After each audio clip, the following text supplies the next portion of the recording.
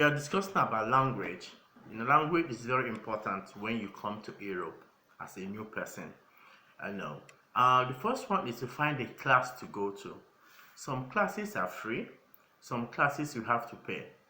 So, like Red Cross can give you a free class. You have to Google and research the free classes you have in your location. And now, when you go to the class, they have three different levels. The level one, the level one, the level two, and the level three. So the level one is when they teach you how to write ABC, how to say how are you, how to say your name, how to introduce yourself.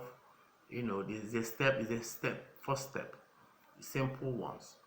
Different animals name, different colors name, different things around you.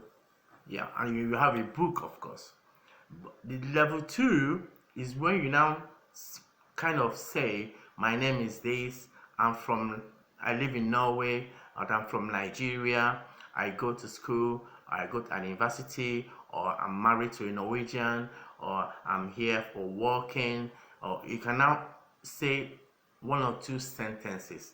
When you get to that level, don't forget to join a different coffee gatherings. There are some coffee where you go and doing, they call it coffee gatherings, meetings. There are some coffee meetings where you go and know how to talk with other people. Because when you are in a class, you understand your teacher, you understand your classmates, how they speak, and you can hear them. But when you come outside, it's different thing. People have the local language, people learn different ways to they pronounce things. So you have to go to the coffee shops and learn how to improve, to communicate or to talk, to practice your talking. And another thing there is that in the stage three, and every stage have an exam to write. Of course, everybody knows that it's in a school. Every stage have an exam to write. It's good to look for past questions to practice the exam to see how the question looks like. You can find it on the internet, you can find it in the school.